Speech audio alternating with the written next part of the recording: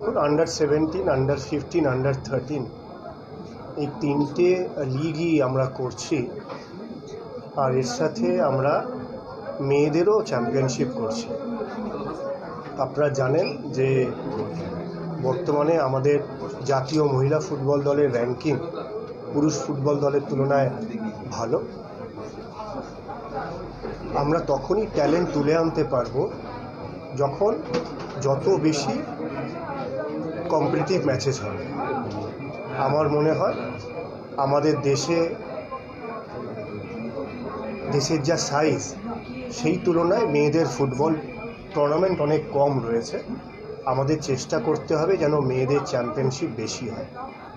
আর আপনার প্রশ্ন আন্ডার 17, এখন যতক্ষণ না ইউথ টিমের চ্যাম্পিয়নশিপ ভালো হবে। আপনারা গত মাসে আর্সেন ওয়েঙ্গারের ভিজিটে লক্ষ্য করেছেন যে আমরা চেষ্টা করছি যখন 2025-এর পর থেকে প্রতি বছর আন্ডার 17 বিশ্বকাপ হবে, সেক্ষেত্রে ভারতও অন মেরিট সেই বিশ্বকাপে যেন খেলতে পায় সেই চেষ্টা করতে হবে। কিন্তু অন মেরিট কীভাবে খেলবে? তার জন্য আন্ডার 17 ভালো জাতীয় দল করতে হবে। এবার আন্ডার 17 ভালো জাতীয় দল কীভাবে হবে? তার জন্য সারা দেশে ওই বয়সী যত ছেলেরা আছে তাদেরকে খুঁজে বার করতে হবে। এবার অত ছেলেকে খুঁজে বার করবে কীভাবে? তত বেশি চ্যাম্পিয়নশিপ, তত বেশি ম্যাচেস হোস্ট করতে হবে, অর্গানাইজ করতে হবে। তো সেহেতু আমার মনে হয় যে আমরা চেষ্টা করছি যত বেশি সম্ভব ইউথ লেভেলের এই টুর্নামেন্টগুলো করা যায়, এখানে প্রতিটা ট্যালেন্ট সুযোগ পায় পারফর্ম করার জন্য। আর তারপর জাতীয় দল গঠনের ক্ষেত্রে সিলেক্টররা অনেক বেশি বিকল্প পায় সেখান থেকে খেলোয়াড় তুলে আনার জন্য। না, আমি বলবো যে দেখো, আমাদের দেশে অনেক ক্লাব এসেছে বিভিন্ন সময়। গত 20-25 বছর যদি ইতিহাস আমরা দেখি, অনেক ক্লাব এসেছে। কিন্তু দেশের যে জাতীয় ফেডারেশন আছে তার সবসময় উচিত কনফেডারেশন বা জাতীয় ফেডারেশনের সাথেই এগ্রিমেন্ট করা, চুক্তি করা। তাতে কি হয়, সমান সমান একটা বিষয় থাকে। সেহেতু আমি ব্যক্তিগতভাবে চাই যদি অল ইন্ডিয়া ফুটবল ফেডারেশন কোনো চুক্তি করে, হয় সেটা ফিফার সাথে হোক, নয় সেটা এআইএফএফের সাথে হোক, এএফসির সাথে হোক, অথবা অন্য কোনো দেশের জাতীয় ফেডারেশনের সাথে হোক। কেন ক্লাবের সাথে আমি কেন করব? ক্লাব আসবে, ক্লাব তার ফ্যান বেস বাড়ানোর জন্য আসবে। ক্লাব একটা প্রাইভেট এন্টিটি। তো আমার যদি ব্যক্তিগত মত জানতে চাওয়া হয়, আমি বলবো আমাদের উচিত ফেডারেশন অথবা কনফেডারেশনের সাথে চুক্তি করা। আমরা পরিকল্পনায় অনেকটা এগিয়েছি, যার মূল হচ্ছে গিয়ে যে সফটওয়্যার টেকনোলজি সেইটা, এবং তার সাথে কি কস্ট কম্পোনেন্ট আছে, কি খরচ আছে। এই দুটোর জন্য ফিফার যে স্বীকৃত 4টি এজেন্সি আছে, সেই 4টি এজেন্সির কাছে আমরা একটা আমি বলবো যে দরপত্র বলবো না, কিন্তু তবু আনুমানিক কত খরচ হয় সেইটা আমরা জানার জন্য 4টি ফিফা স্বীকৃত এজেন্সির সাথে আমরা কথা বলেছি। আশা করছি জানুয়ারির মাঝামাঝিতে প্রত্যেকেই তাদের জমা করতে পারবে। আমরা আজকেও যে ফিফার রেফারি বোর্ডের চেয়ারম্যান পাগলিউজি কালিনা, ওনার সাথে আজকেও আমার ইমেলে মতামত এক্সচেঞ্জ হয়েছে। সম্ভবত জানুয়ারি মাসের শেষের দিকে উনি আসবেন আমাদের দেশে। ডেট এখনও কনফার্মেশন পাইনি। আমাদের যে মূল উদ্দেশ্য সেটা হচ্ছে গিয়ে, দেখো, একজন খেলোয়াড়কে নিয়ে চলে এলাম, কাউকে আমি অসম্মান করছি না, সেটা ফটো অপের জন্য ভালো।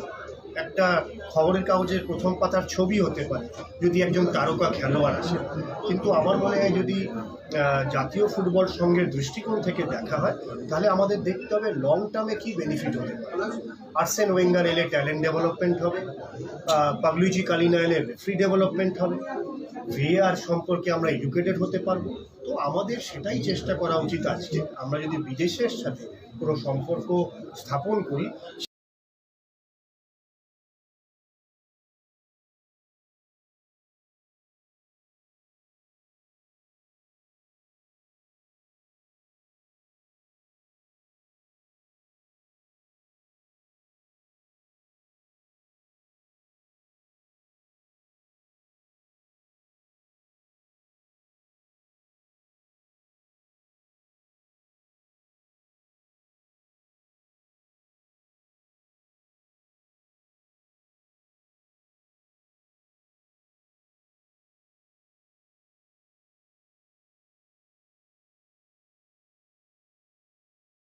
শুভ্র দত্তর আমন্ত্রণে জর্জ টেলিগ্রাফে এসেছি, তার একটা বার্ষিক অনুষ্ঠান, একটা ইনফর্মালভাবে আলোচনা করব। যদি আমার উপস্থিতি বা আমার আলোচনায় বাংলার ফুটবলের কোনো উন্নতি হয়, সেক্ষেত্রে আমার যদি সামান্য ভূমিকা থাকে, সর্বতোভাবে চেষ্টা করব। কলকাতায় হওয়ার কথা ছিল না, কলকাতায় ইনফ্রাস্ট্রাকচার ডেভেলপমেন্টের কথা ছিল। আমাদের এনসি যেটা কলকাতায় আছে, সেটা 3টে ফেজে করার জন্য গত রেজিম এই একটা রিপোর্ট জমা করেছে। তো এখনো পর্যন্ত প্রথম ফেজে যে ওয়ার্ক কমপ্লিশন রিপোর্ট সেই রিপোর্টটা আমি চেয়ে পাঠিয়েছি, যে কত খরচ হয়েছে এবং সেই খরচের অনুসারে কত কাজ হয়েছে। তো সেটা যখন আমার হাতে আসবে, তারপর ফার্দার খরচ করতে পারবে। অন্যথায় আপনি যদি সেখানে কোনো আর্থিক অসঙ্গতি থাকে, আর যদি আমি বিনা রিপোর্টের ভিত্তিতে সেখানে পুনরায় খরচ করি, তাহলে তার দায়ভার আমার উপরও বসবে। সেহেতু আমি একটা রিপোর্ট জানতে চেয়েছি যে আমি নেওয়ার আগে পর্যন্ত কি পরিকল্পনা ছিল, তাতে কি অর্থ খরচ হয়েছে, তাতে কতটা কাজ সম্পন্ন হয়েছে, তারপর বাকিটা কোথায় নিয়ে। এটা কি রাজারহাটের সেন্টার ফর এক্সেলেন্স সম্পর্কে বলছেন? জি, আমরা শুধু ভাবিনি, এটাকে বাস্তবায়িত করার জন্য আমাদের যতজন মেম্বার অ্যাসোসিয়েশন আছে তাদের কাছে আমি গত মাসে বা মাস দেড়েক আগে ইমেল পাঠিয়েছি। সেখানে প্রতি মেম্বার অ্যাসোসিয়েশন 2জন কোচের নাম রেকমেন্ড করতে পারে, একজন সি লাইসেন্স, একজন বি লাইসেন্স।